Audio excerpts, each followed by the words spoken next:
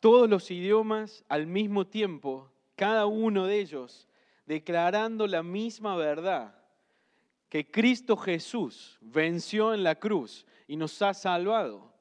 Y escuchar las diferentes voces, escuchar los diferentes idiomas aquí representados. Mire, qué difícil fue cantar la canción, porque a más de uno seguramente se le hizo un nudo en su garganta. Yo quiero agradecerle al equipo de adoración y alabanza en inglés que esta mañana nos ha visitado, porque nos han ministrado. Ha sido un tiempo precioso, de verdad. Y Edwin, vamos a ver de tenerlos más seguido con nosotros.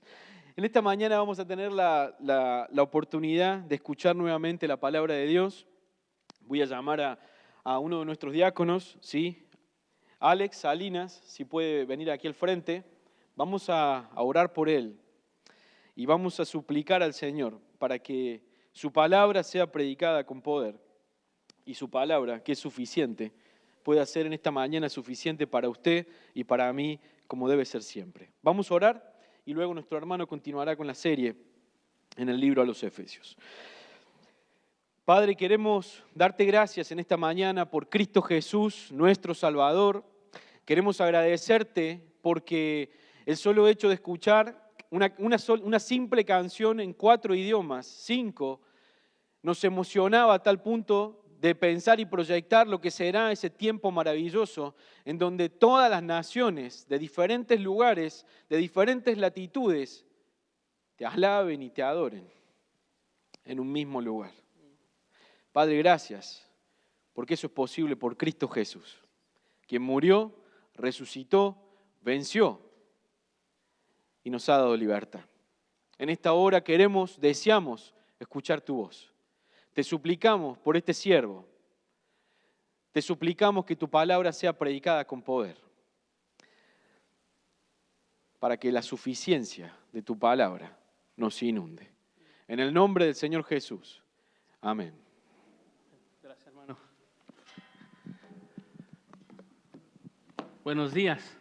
Todavía tengo 4 minutos para los días, ¿verdad? Todavía estamos en los días. En 4 minutos les diré otra vez buenas tardes, pero bienvenidos. Yo soy Alexander, uno de los diáconos siervos de esta iglesia, y se me ha dado el privilegio de traer la palabra de Dios este día. Les pido paciencia y como la misma misericordia de nuestro Señor, que también ustedes tengan conmigo. Amén. Bueno, yo no sé ustedes, pero mi corazón y mi mente sigue alabando, sigue adorando, que soy hijo de Dios, que soy libre en Él, que hay victoria en Jesús. Amén. Mi corazón y mi mente sigue ahí. Si me cuesta llegar aquí, a aterrizar, bear with me. Pero bueno, hoy vamos a traer la palabra de Dios y vamos a hablar hoy de la armadura de Dios. La semana tras semana el hermano pastor nos ha traído la serie, el hermano Edwin, y hoy, si Dios lo permite, voy a concluir con el capítulo 6, con esta carta, epístola de los Efesios. Antes de hablar de la armadura de Dios, hablamos un poquito de lo que es estar en guerra, ¿verdad? Lo que es estar en una guerra. ¿Quién cree que estamos en una guerra? ¿Quién cree que no hay guerra? Porque vivimos en paz, podemos decir, bueno, no hay guerra afuera. ¿Ah? Pero la realidad es que hay una guerra. Hay una guerra espiritual y activa diariamente en tanto el incrédulo como el creyente.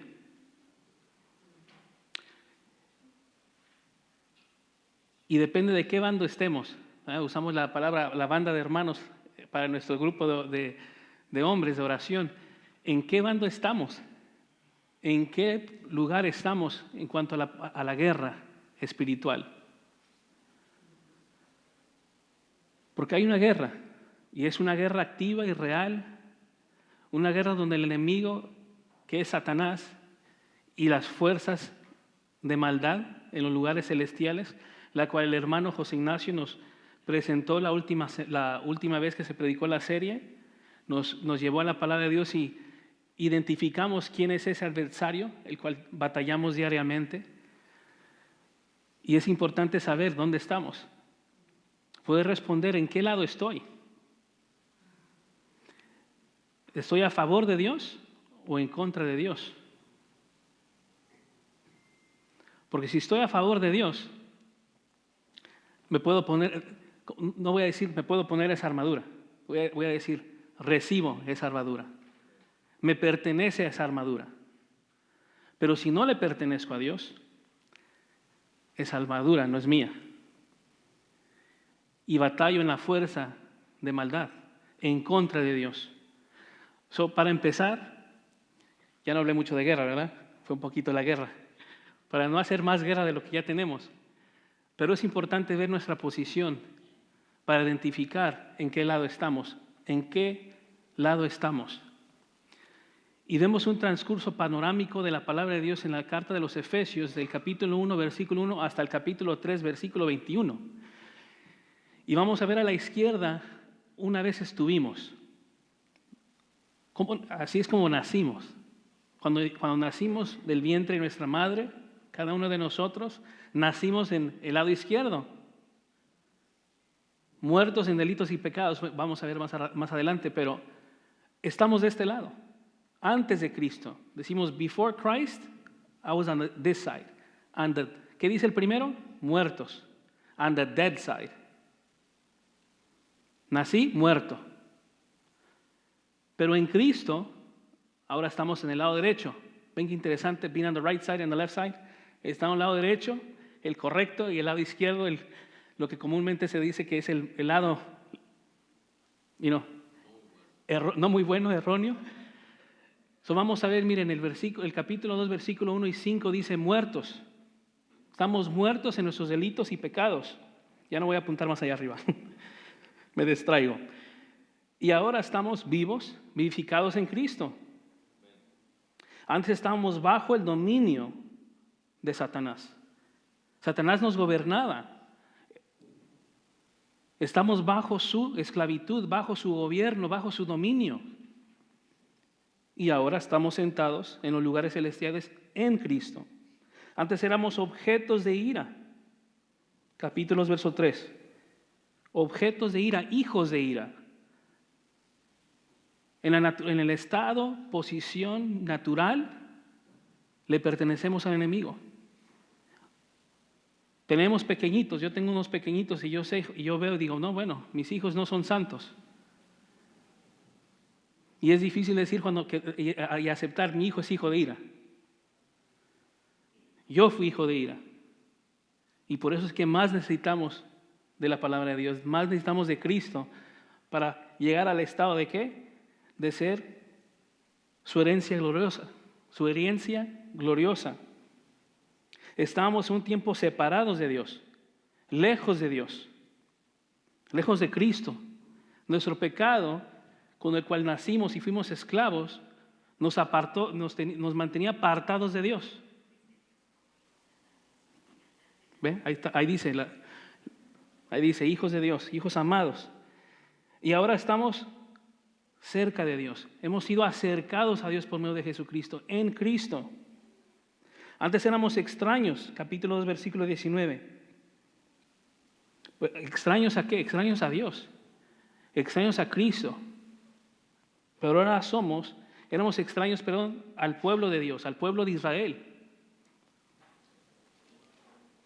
Ellos no nos reconocían como pueblo. Pero ahora somos conciudadanos con los santos.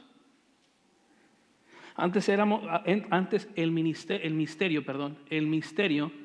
¿dónde vamos? El misterio fue velado. ¿Cuál misterio hablo? El misterio del Evangelio. El misterio de que los dos pueblos, Israel y los gentiles, iban a ser un solo pueblo en Cristo. Ese misterio estaba velado. El Evangelio estaba velado. Cristo estaba velado para nosotros. No lo reconocíamos, no lo conocíamos a Jesús. A veces decimos, bueno, yo conocía a Dios toda mi vida.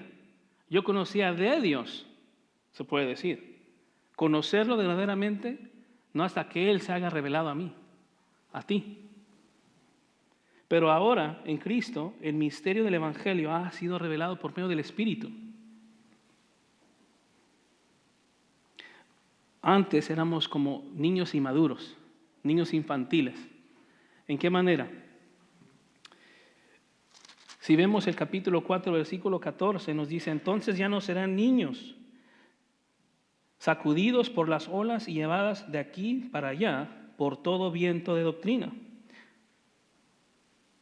por la astucia de los hombres, por las artimañas engañosas del error.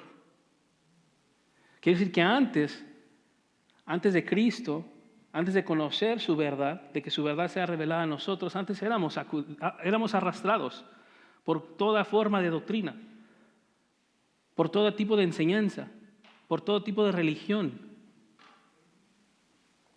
por todo tipo de ideología. Escuchábamos algo, nos llamaba la atención, ahí me iba. Porque no conocíamos a la verdad. Y ahora en Cristo, capítulo 4, verso 15, dice, somos maduros en Cristo. Dice, más bien al hablar la verdad en amor, creceremos en todos los aspectos en aquel que es la cabeza, es decir, Cristo.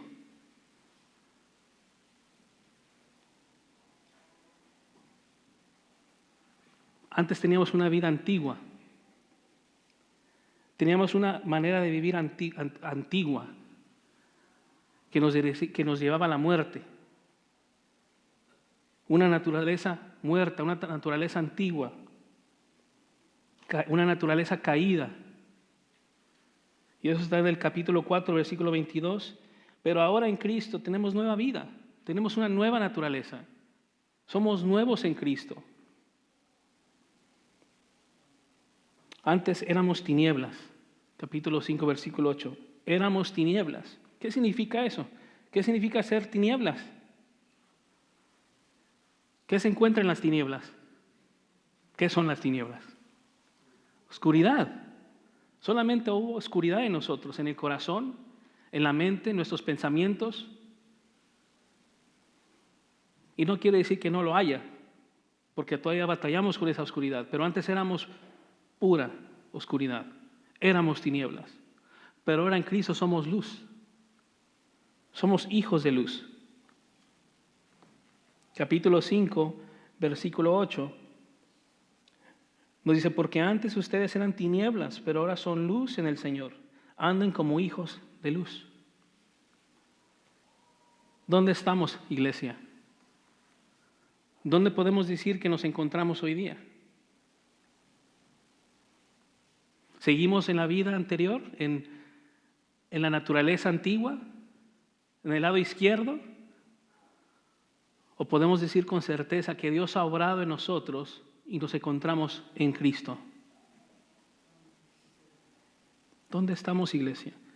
Porque donde estemos, de la posición donde nos encuentremos, determina cómo vamos a avanzar en esta batalla, en esta guerra espiritual. O vamos a actuar y pelear a favor a Dios o a favor del enemigo.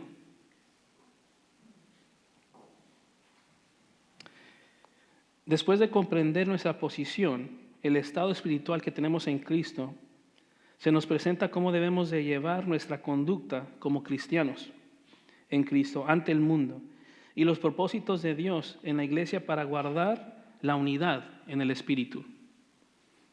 En la epístola de Pablo ya vimos lo que es la posición.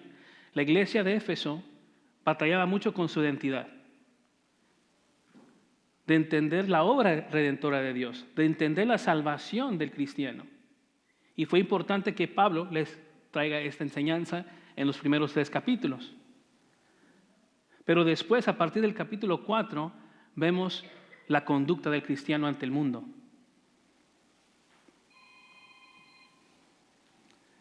El pastor José Ignacio y el hermano Edwin pasaron por estas lecciones anteriormente. Como cristianos tenemos que llevar una conducta apropiada en la iglesia para mantener esa unidad. Tenemos que llevar una conducta apropiada en la vida personal para poder ser luz, para poder dar testimonio de Cristo, para poder proclamar a Cristo y glorificar a Dios por medio de ello. Porque si nosotros proclamamos a Cristo y nuestra conducta personal no respalda lo que predicamos o proclamamos, ¿qué sucede? Somos acusados a veces de hipócritas o de no estar en Cristo. Y esa es una constante batalla. Esa es una de las batallas en las cuales necesitamos la armadura de Dios como cristianos. Es importante tener una conducta apropiada en el hogar, con nuestro cónyuge, para los que tienen pareja, con sus hijos, los hijos que son cristianos, que le pertenecen a Dios con sus padres, y luego en el trabajo. Se nos habló de los amos y los esclavos, pero hoy en día a veces así nos volvemos esclavos de nuestro trabajo, y nuestro amo se vuelve nuestro trabajo. Tenemos que tener una conducta apropiada también en el trabajo para poder ser usados por Dios. La conducta del cristiano es posible solo por la vida transformada por el Espíritu Santo, guiados, influidos por el Espíritu de Dios. Vemos en Efesios capítulo 5, versículo 18, que hablaba de estar llenos del Espíritu, ¿no?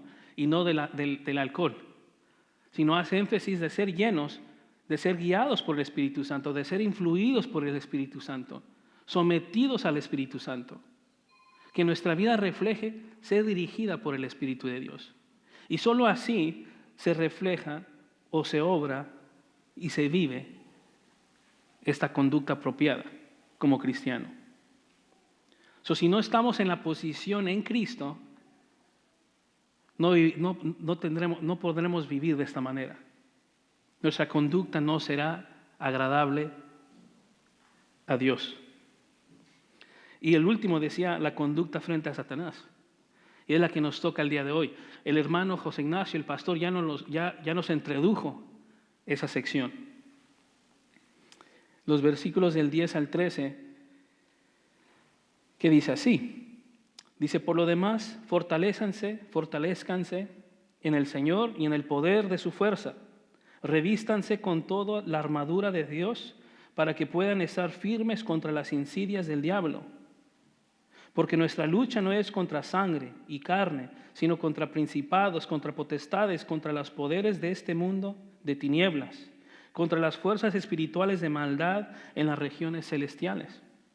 Por tanto, tomen toda la armadura de Dios para que puedan resistir en el día malo y habiéndolo hecho todo, estar firmes. Se nos ha identificado en la predicación anterior o en la enseñanza del apóstol Pablo que debemos de estar firmes. Se nos llama a estar firmes y resistir el enemigo. No se nos llama a derrotar al enemigo. No se nos llama a pelear contra el enemigo, activamente ir y buscar a Satanás, ir a buscar a los demonios caídos. No se nos dice eso. Sino se nos dice resistan. Estén firmes. En inglés dice stand firm. Que estemos parados, firmes. Parados, firmes en el Señor. Resistiendo al enemigo. Y como se nos identificó esa predicación, que nuestra batalla es espiritual, nuestro enemigo no es una persona física, sino es algo espiritual. Sabemos que esa persona es influida por ser espiritual. Porque la fuente de todo mal es el maligno. Por eso digo, ¿en qué posición estamos? ¿En qué posición nos encontramos? En nuestro estado natural, formamos parte de ese ejército en que está en contra de Dios. Ahí estábamos. Antes que Dios me salvó, antes de recibir a Cristo, yo era un enemigo de Dios. ¿Quién aquí no fue un enemigo de Dios? ¿Quién nació siendo BFF de Jesús? Nadie. En esa vida antigua éramos enemigos de Dios. Y porque la guerra es espiritual, no se puede pelear con armas físicas. Por más que yo me equipe, que yo entrene, que yo me sepa defender o sepa usar una arma física, no me sirven contra enemigos espirituales. Se requiere de armas espirituales. Se requiere de Cristo, se requiere de Dios, de su poder, porque nos dice que descansemos, fortalezcanse en el Señor y su poder, en el poder de Dios. Peleamos por medio de su poder. A ver si me entiendo, me explico un poquito cambiando el tema a la guerra, a una batalla, a un deporte. ¿Quién no le gusta los deportes? ¿A quién no le va a equipos específicos? Todos quieren irle al equipo bueno. El pastor dice que el Boca, ¿verdad, hermano? El Boca es bueno. Otro me dice el River. El argentino. El mexicano me dice el América, ya voy a decir la América. Y otro dice otro. Un equipo, ¿verdad? Un equipo. Le queremos ir al mejor equipo. Le queremos ir al equipo ganador. ¿Quién le va al equipo que siempre pierde? Tenemos el concepto del underdog, ¿verdad? No sé cómo se traduce eso en español. El underdog, el que le cuesta más victorias y decimos, queremos que gane ese. Es diferente. Es diferente. Pero ¿quién no quiere ir con el equipo ganador? ¿Quién le gusta? ¿Quién se siente a gusto y decir, yo le voy a ese equipo, el que más pierde, porque es un equipo perdedor? Nadie. ¿Verdad que no? No es lógico, ¿verdad? Ahora, ¿por qué no irle a Dios? Si sabemos que la victoria es de Cristo, la victoria es de Dios. Conocemos el final de la historia, conocemos el final del plan de Dios. Sabemos que el enemigo fue vencido en la cruz, la muerte fue vencida en la cruz y estamos en victoria.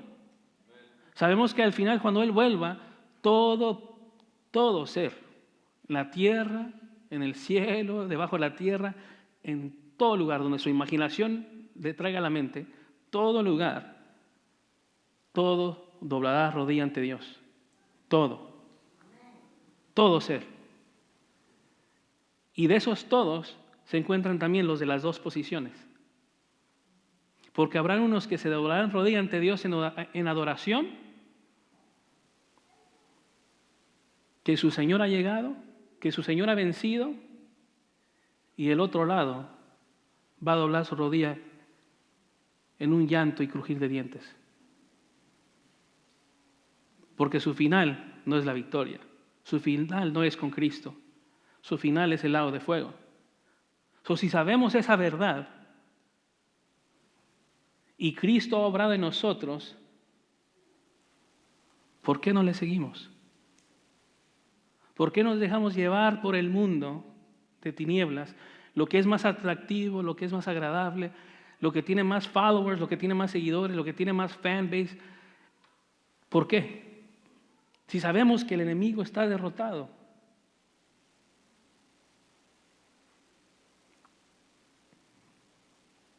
Porque no conocemos a Dios. Porque no hemos sido transformados, no hemos sido renovados, no hemos sido revestidos. En el momento que Dios nos salvó, en el momento que Dios nos dio una nueva vida, el Señor nos vistió con su armadura. La armadura es de Dios. La armadura no es mía. La armadura no es suya. La armadura es de Dios. Cuando la palabra dice revístanse de la armadura de Dios, apunta al capítulo 4 donde dice revístanse del nuevo hombre. O sea, hagan morir su manera antigua de vivir. O sea, ya no son ese que rescaté muerto en sus delitos y pecados. Ya es uno nuevo en Cristo Jesús. Revístanse de ese. Y Jesús, Dios, cuando nos salvó, nos revistió de ese nuevo hombre. Nos revistió de la armadura de Dios. Nos equipó con su armadura.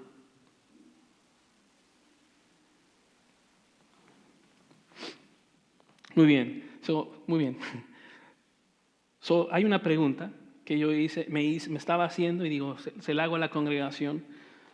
¿Cómo debe ser nuestra conducta frente a nuestro adversario en el mundo como creyente? ¿Cómo debemos vivir para estar firmes y resistir a nuestro adversario, el diablo?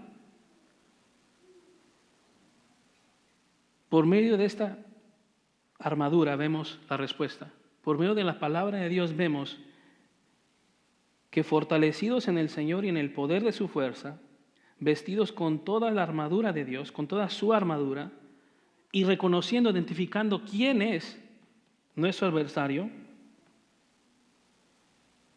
podemos mantenernos firmes y resistir al enemigo. Eso fue lo que el hermano pastor nos respondió en su predicación.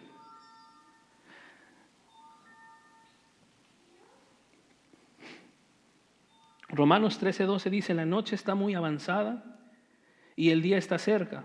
Por tanto, desechemos las obras de las tinieblas y vístamos con las armas de luz. Como la batalla no es física, es espiritual, se requiere de armas espirituales, de las armas de luz. Estaba leyendo un comentario de Arthur W.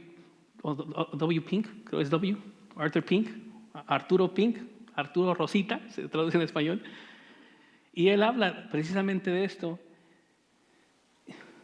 y él habla de la armadura, vista de una forma, y le comentaba a mi esposa, y le comentaba que quizás no era interesante, no era necesario comentarlo, pero creo sí, porque habla de la Trinidad.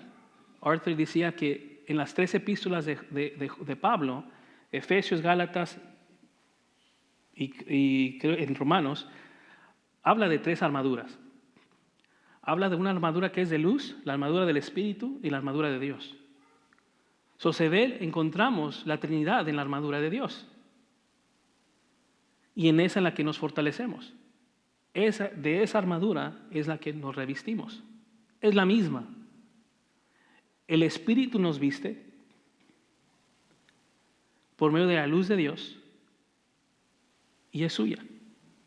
La armadura de Dios. Segundo de Corintios 10, 3-5 dice: pues aunque andemos en la carne, no luchamos según la carne, porque las armas de nuestra contienda no son carnales, sino poderosas en Dios para la destrucción de las fortalezas, destruyendo especulaciones y todo razonamiento altivo que se levanta en contra del conocimiento de Dios, y poniendo todo pensamiento en cautiverio a la obediencia de Cristo.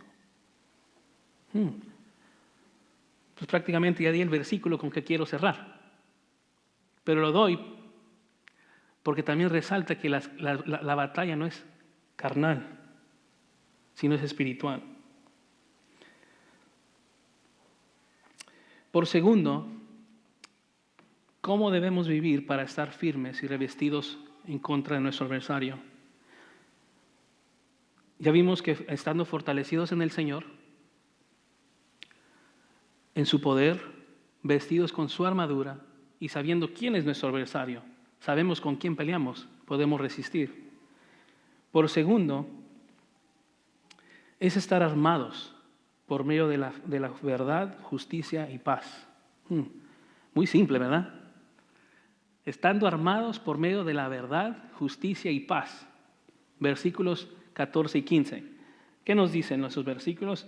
Dice: estén pues firmes, ceñida su cintura con la verdad, revestidos con la coraza de la justicia y calzados los pies con la preparación para anunciar el evangelio de la paz. ¿Cómo es que nos armamos por medio de la verdad? Bueno, el apóstol Pablo está encarcelado, ¿verdad? Ya todos sabemos que el apóstol Pablo es el que escribió esta carta. Vamos a ir más atrás aquí. El apóstol Pablo es identificado como el autor de esta carta. En primera de Efesios 1 dice: Pablo, apóstol de Cristo Jesús por la voluntad de Dios, escrita aproximadamente entre el año 60 a 62 después de Cristo, desde la cárcel en Roma, donde él permaneció como aproximadamente 2 años de preso. Y lo vemos en el capítulo 3, versículo 1: por esta causa yo, Pablo, prisionero de Cristo Jesús, por amor de ustedes los gentiles, dirigido a todos los creyentes, esta carta, pero el primer público intencional era la iglesia de Éfeso. Y nos dice Efesios 1:1b, dice, a los santos que están en Éfeso y a los que son fieles en Cristo Jesús. ¿Somos nosotros esos santos? Hablando de nuestra posición, nuestra naturaleza, podemos decir, ¿esa carta me aplica a mí? Porque soy uno de esos santos fieles en Jesucristo. Bien. ¿Cómo nos armamos de la verdad? Porque Pablo, regreso a Pablo, Pablo estaba preso. Pablo pudo ver enfrente de él un soldado romano. Y los soldados romanos, quizás este soldado estaba vestido de una armadura completa, de pies a cabeza, con casco, coraza, cinto, o sea, todo el equipo. Una espada, un escudo, todo, ¿verdad? Y no vamos a darle tanto énfasis a esas cosas físicas, pero sí a lo que figura, a lo que él quiere dar a entender a través de esta metáfora, ¿verdad? Este símbolo. Y lo que ellos conocían. La cultura oriental acostumbraba a ponerse túnicas, ¿verdad? ¿Quién conoce lo que es una túnica? No es esto, sino algo similar, pero largo hasta abajo, hasta los pies, ¿verdad? El hermano me ve, yo le preguntaba, de relajo, le decía, hermano, le voy a pedir al pastor Yu una túnica. No, hermano, no haga eso. No la pedí, pero miren, esta es mi túnica, ¿verdad? Imagínense que esté larga a los pies. La cultura oriental vestía de esa manera. Los soldados se vestían de esa manera. Toda floja, ¿verdad? Hasta los pies. Cuando no tenían el cinto ceñido, fajado, apretado, todo estaba flojo, ¿verdad? Representaba estar en un estado de relajamiento, un estado de descanso, ¿verdad? Pero cuando el soldado o esta persona que vestía con esa túnica iba a entrar en acción, en una actividad, mire, y pensé mucho en cómo describir esa palabra, rigurosa, en un estado, una acción riguroso, tenía que ceñirse el cinto. ¿Qué hacía? Tomaba toda la túnica, la arrollaba, imagínense que está largo, y se la fajaba para que no le cuelgue. Se la llevaba arriba a la altura arriba de las rodillas, para que la túnica, cuando él entre en un acto riguroso, sea corriendo, peleando, o un trabajo riguroso, no le estorbe. ¿Sí? El soldado romano, si tenía una túnica y no estaba ceñido su cinto y su túnica bien tight, no estaba listo. La figura que quiere dar a entender el apóstol Pablo es que estemos listos, estemos preparados, estemos ceñidos, preparados para entrar en acción, para entrar en la batalla, para pelear. Por si andamos con el cinto flojo, quiere decir que estamos perezosos, estamos en descanso, no estamos listos para pelear la batalla en contra del enemigo. ¿Y qué vamos a ceñir? En una forma figurativa. Nos dice, ceñidos la cintura con la verdad. ¿Cuál es esa verdad? Que tenemos que ceñirlos, con la cual tenemos que estar listos. Es la verdad de Cristo. Cristo es nuestra verdad. La palabra es su verdad. ¿Sí? Si estamos en Él, si estamos en Cristo, si nuestra posición, nuestra naturaleza está en Cristo, se supone que estamos preparados. Los primeros 3 versículos de la armadura de Dios, las primeras piezas, para que digamos que estén pues firmes, ceñir a su cintura con la verdad, revestidos con la coraza de la justicia y calzados los pies con la preparación para anunciar el evangelio de la paz. Es una sola línea. Se supone que eso ya lo tenemos, ya debemos de estar así. Ya tenemos que haber estado en una posición, en un estado firmes, ceñidos con la verdad.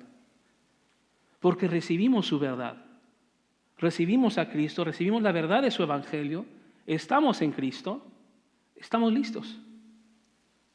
Pero si no lo somos, si no estamos en Cristo, no podemos estar ceñidos. Seguimos en otro estado, en el que les nombré atrás.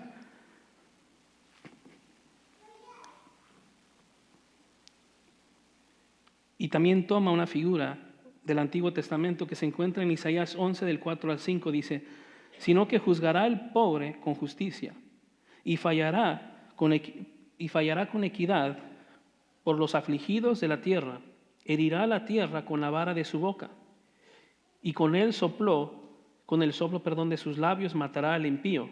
La justicia será ceñidor de sus lomos y la fidelidad ceñidor de su cintura.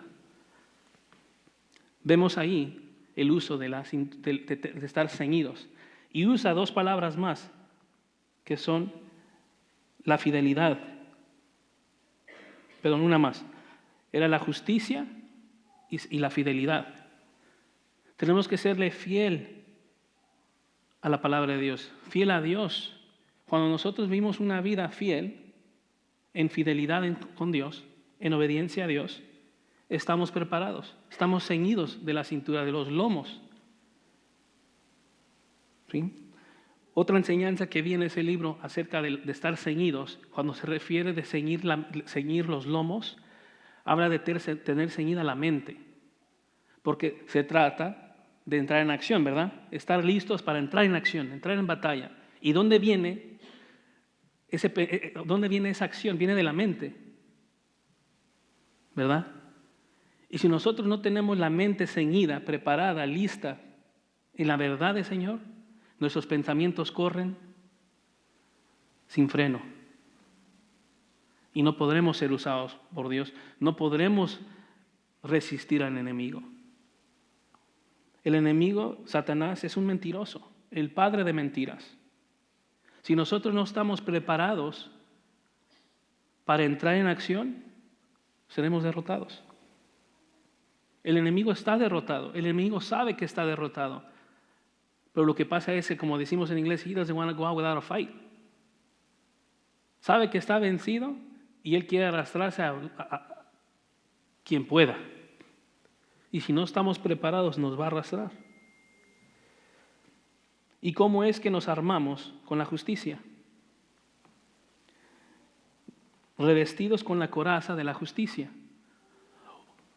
Otra figura de la coraza. La coraza era una pieza que cubre el cuello y en unas ocasiones aquí, no sé lo que es el torso, ¿verdad? Y en otras ocasiones la coraza colgaba donde hasta protegía hasta acá abajo, ¿verdad? Era una cosa completa, una pieza completa de protección. ¿Para qué es el uso de la coraza? ¿Qué se está protegiendo con la coraza? El cuello, ¿verdad? Las venas, ¿verdad? El corazón, los pulmones, más importante, ¿verdad? Los órganos vitales. ¿Qué sucede si una espada o ¿cómo se dice? El spear en español, la lanza traspasa una de esas partes vitales? Muere, se acabó. Tiene que proteger sus partes vitales, ¿verdad? ¿Cuáles son esas partes vitales para nosotros? Les voy a compartir una breve historia de Aquiles. ¿Quién ha escuchado de Aquiles? Un guerrero, ¿was he Greek? No. Griego, ¿verdad? Sí, muy bien, hermano. Está seguro, porque se trataba de la batalla de Troya, ¿verdad? Muy bien. Apolo, que parecía ser invencible. ¿Quién ha escuchado del invencible Apolo? Perdón, Aquiles, ya le estoy cambiando de nombre. Aquiles. Era inderrotable, era una bestia en el campo de batalla. No podía ser derrotado. Y yo vi una película de Aquiles, de ficción, que yo dije, wow, así quiero entrenar, así me quiero ver. Era invencible este hombre.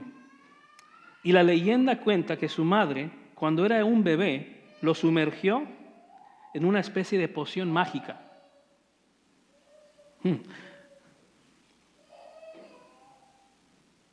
Fue allí donde en el curso de lo sujetó de la punta del talón, de modo que una parte de su cuerpo no quedó cubierta con la solución mágica. ¿Ok? Fue sumergido en una poción, este hombre, por completo, pero solamente los aquiles, ¿verdad? Esa parte detrás del pie no fue cubierto porque de ahí lo tuvieron que agarrar, me imagino. No sé, lo hubieran agarrado de la punta de los dedos quizás y no fuera derrotado, maybe, right? No sé. Pero eso es lo que se cuenta de la leyenda. Y fue ahí donde en el curso de una gran batalla en la guerra de Troya, Aquiles fue alcanzado por una flecha en el talón y murió. ¡Wow! Eso fue su derrota. Por eso lo conocemos en inglés como de Aquiles, right? The Achilles tendon, el tendón de Aquiles, ¿verdad? Esa fue la deidad de este hombre. ¿Por qué? Porque tuvo un lugar sin protección, un lugar sin ese poder mágico. Quizás nosotros no creemos mucho en esas cosas, pero existen.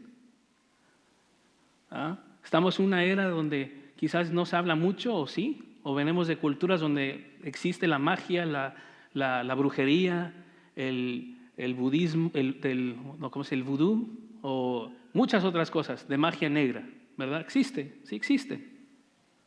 No lo vamos a descartar, porque si creemos en Dios y en su fuerza espiritual, también tenemos que creer que el enemigo, que también tiene poder, pero poquito al lado de Dios, también obra magia o obra negra, ¿verdad?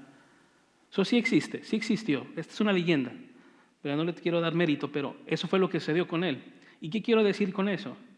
Que si nosotros no tenemos nuestras partes, nuestra vida protegida y dejamos un punto débil, el enemigo nos ataca, el enemigo nos derrota. Tiene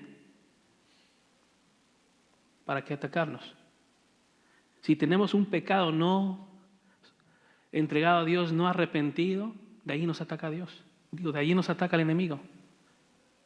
Si no hemos venido a Dios en arrepentimiento y fe, si no nos hemos entregado a Dios, tenemos debilidades en cómo nos mantiene el enemigo con Él.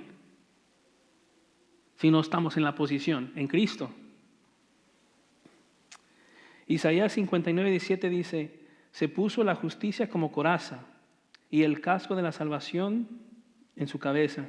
Como vestidura se puso ropas de venganza y se envolvió de celo como de un manto. Vemos que el enemigo nos va a atacar, nos va a lanzar ataques a nosotros. Y si no estamos viviendo de una vida, de una manera, en obediencia a Dios, en arrepentimiento, va a encontrar, por más pequeño que sea el pecado, nos va a atacar y nos va a vencer. Nos puede vencer, no voy a decir que nos va a vencer por completo, porque le pertenecemos a Dios y no nos va a vencer, pero nos va a arrastrar. Nos va a mantener, nos va a hacer la vida de cristiano muy difícil. Y no estoy diciendo que la vida del cristiano es fácil, porque es difícil. Avanzamos. ¿Cómo nos armamos con la paz? ¿Verdad? Nos armamos por fe, esperanza, es el 2.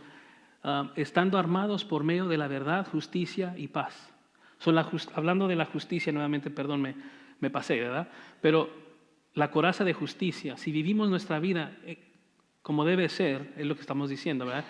¿Cómo es de que estamos armados de justicia, sino en la justicia de Cristo? Cristo es nuestra justicia. Nosotros recibimos a Cristo, nosotros fuimos salvados por Cristo, la justicia de Cristo fue imputada en nosotros y descansamos en su justicia.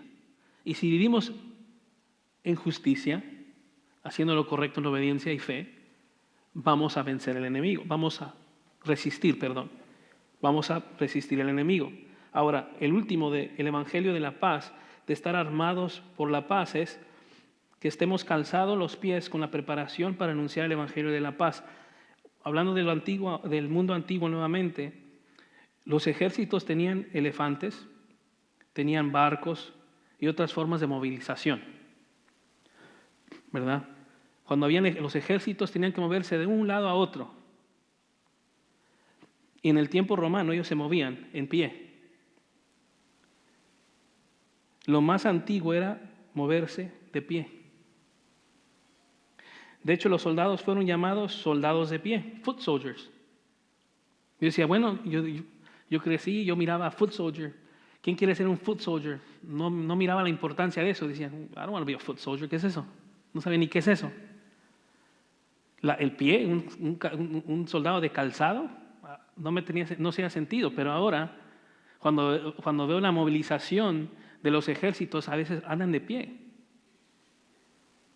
Y se vuelven leyendas de poder moverse de un lado a otro, de pie. Y todavía mantener una guerra firme y batallar. Entonces, si la protección de los pies era inadecuada, ¿qué pasaba? ¿Podían avanzar el ejército?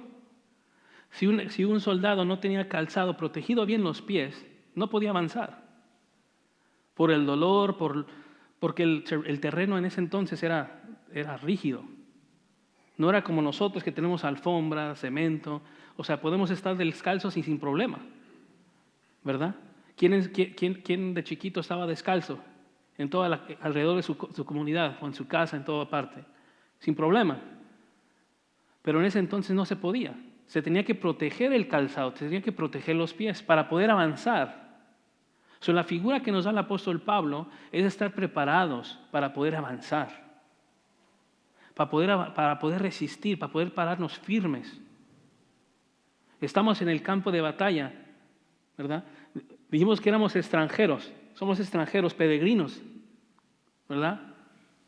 Nuestra ciudadanía está en Cristo, dijimos esta mañana en la clase de estudio bíblico. Estamos de ¿cómo se dice? De pasada.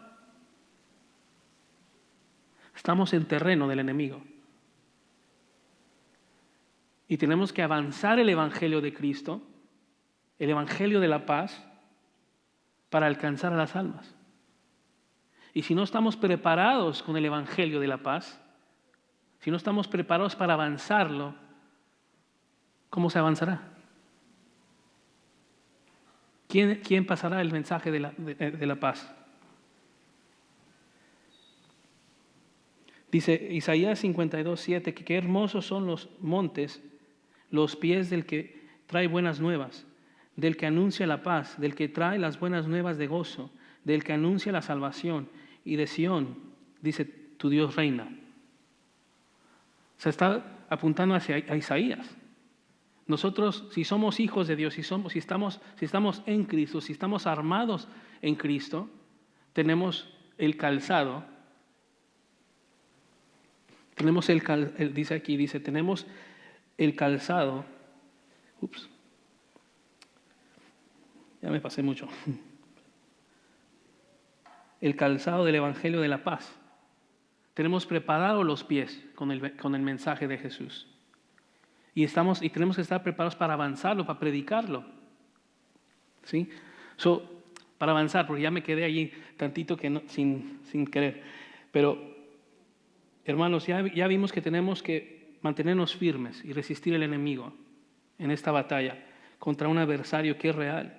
Y en primer lugar teníamos que estar fortalecidos en el Señor, fortalecidos en su fuerza, vestidos de la armadura, sabiendo quién es nuestro adversario. En segunda vimos que es estando armados de la verdad, justicia y paz, que es Cristo, ¿verdad? Y por tercero, vemos que tenemos que estar armados por fe, esperanza y la palabra de Dios. Ahora, nos dice la palabra, y sobre todo tomen el escudo de la fe con el que podrán apagar todos los dardos encendidos del maligno. Tomen también el casco de la salvación y la espada del Espíritu, que es la palabra de Dios. ¿Cómo es que nos armamos con el escudo de la fe? La figura que ve el apóstol Pablo es un escudo de un soldado romano, ¿verdad? Tiene un tamaño de 4 pies a 5 pies. Y digo 5 pies porque quizás yo estoy bajito, el soldado romano esté más alto, pero su escudo lo alcanzaba, lo cubría. Y este escudo era una pieza de madera grande cubierta con piel que estaba absorbida con agua, estaba empapada, soaked, con agua, para que cuando ellos entren en la batalla y vengan las lanzas encendidas, the flaming arrows, al momento que impactan ese escudo, se apaguen. Al instante. Esa es la fe. Que cuando el cristiano vive por fe y el enemigo lanza las tentaciones a uno, esas tentaciones sean apagadas, no avancen. ¿Por qué digo eso? Porque cuando estoy solo, cuando estoy en un momento donde digo, bueno, y llega una tentación, yo digo, bueno, por fe en Cristo yo sé que no tengo que abrir la puerta a esta tentación y queda descartada. Yo siento que a veces el Señor viene a mi mente cuando siento que lo tengo que agradar a Él y dice, esto no le agrada a Dios, y siento que el Señor viene y me limpia la mente, me remueve esa tentación, o me mueve de posición para no estar en tentación. Por fe, porque descansamos en Él. Si vivimos nuestra vida por fe, podemos resistir las tentaciones del enemigo y no ser vencidos. ¿Y cómo nos armamos por la esperanza? El casco de la salvación protegía la mente, ¿verdad? Protege la cabeza. Protege evitar que se nos corte la cabeza. Sí, en las batallas romanas, en las batallas del mundo, cuando hay una espada, los samuráis de Japón, los romanos, los de Inglaterra, cortaban cabezas. ¿Para qué es la espada? Para cortar una cabeza. Es muerte segura. El enemigo nos trata de quitar la vida. Nos trata de robar la seguridad de que tenemos la salvación. El casco de salvación no se trata de alcanzar salvación fundamental, ¿verdad? Que es la salvación en Cristo, sino la consumación de nuestra salvación. Si nosotros reconocemos que Cristo es nuestro Salvador, que Él inició la buena obra en nosotros, Él la va a finalizar. Va a ser consumada en Él. Y esa es nuestra seguridad, que en Cristo somos salvos y que en Cristo vamos a ser glorificados. Eso es tener esperanza. El casco de salvación es vivir con la esperanza en Cristo. Ahora, por último, de las piezas es la espada. Tengo esperanza y la palabra de Dios. La espada fue la única arma dada para atacar. ¿Para qué es la espada? Para atacar. ¿Y cuál es la espada? La palabra de Dios. ¿Cómo fue atacado nuestro Señor Jesús por el enemigo? Fue tentado con la palabra. El enemigo usó la palabra de Dios en una forma distorsionada para atacar a Jesús. Y Jesús respondió con la misma palabra de Dios para vencer esas tentaciones, ¿verdad? Y no ser tentado.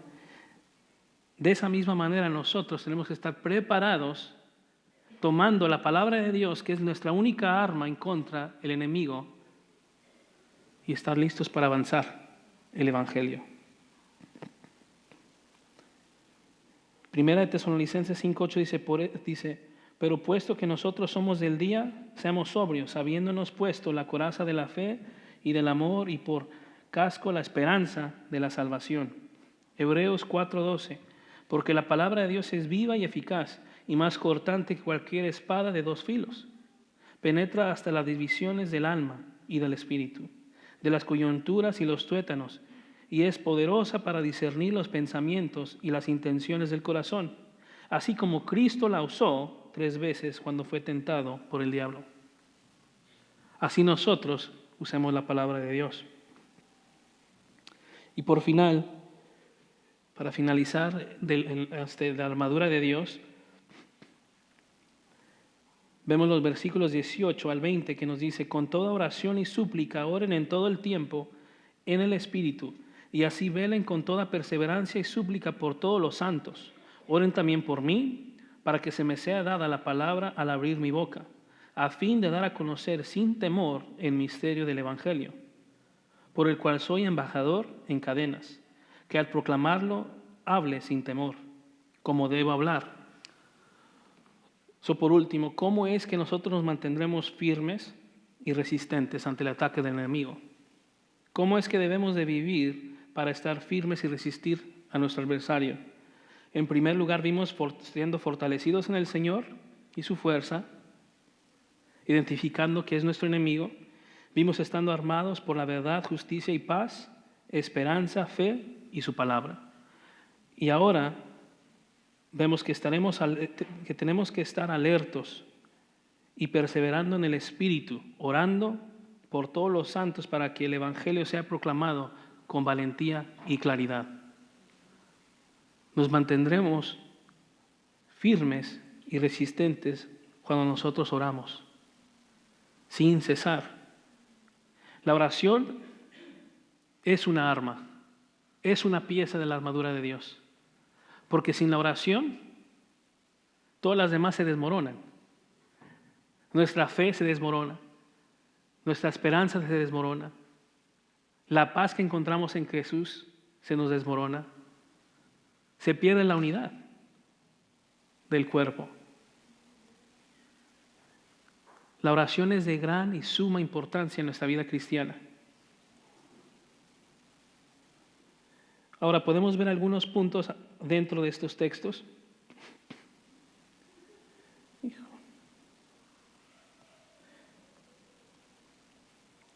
¿Qué vemos ahí en la oración? Dice que tenemos que orar con perseverancia, porque en el conflicto espiritual la oración es vital y debemos orar con perseverancia. Debemos orar en el Espíritu, bajo la dirección de Dios y su voluntad. Romanos 8, 26 al 27 dice: de la misma manera, también el Espíritu nos ayuda en nuestra debilidad. No sabemos orar como deberíamos, pero el Espíritu mismo intercede por nosotros con gemidos indecibles. Y aquel que escudriña el corazón sabe cuál es el sentir del Espíritu, porque Él intercede por los santos conforme a la voluntad de Dios. Debemos de orar en el Espíritu de Dios, conforme a su voluntad. Debemos orar, y no solo por nosotros mismos, sino también por el pueblo de Dios.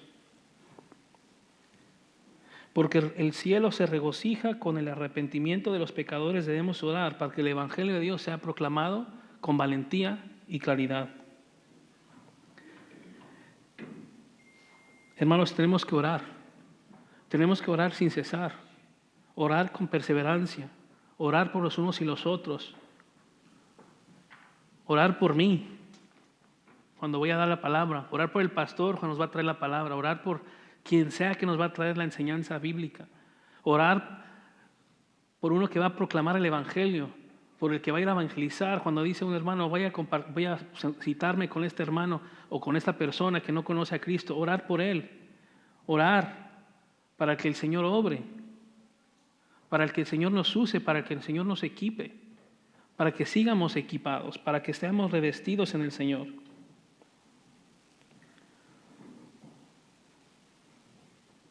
¿Cómo estaremos firmes y resistentes al enemigo? Fortalecidos en el Señor, descansando en su fuerza, vestidos en su armadura, sabiendo quién es nuestro adversario real, alertos, perseverando en el Espíritu, orando a todo el tiempo, pidiendo para que el Evangelio de la paz sea proclamado con valentía y claridad. Segundo de Corintios 10, 3 al 5 dice: pues aunque andamos en la carne, no luchamos contra la carne, según la carne, porque las armas de nuestra contienda no son carnales, sino poderosas en Dios, para la destrucción de las fortalezas. destruyendo especulaciones y todo razonamiento altivo que se levanta contra el conocimiento de Dios y poniendo todo pensamiento en cautiverio a la obediencia de Dios. Tenemos que tener nuestra vida cautiva a Cristo. Nuestra mente, nuestro corazón, nuestro andar cautivo a Cristo. Santiago 4:7 dice, por tanto, sométanse a Dios, resistan, pues el diablo huirá de ustedes. ¿Cómo es que vivimos esta vida en Cristo para resistir al enemigo? Sometidos a Dios. Hermanos, sometidos a Dios. Escuché al hermano el pastor Steve. Él dio la predicación también de la armadura de Dios en inglés hace una semana. Y algo que él dijo que estaba pensando en medio del estudio. Antes de este estudio yo siempre pensaba, bueno, la armadura de Dios, mientras descansemos en Dios, estamos bien, estamos armados, ¿verdad? Descansemos en Dios. Pero es chistoso cómo él dijo, cómo se dice la palabra que usó.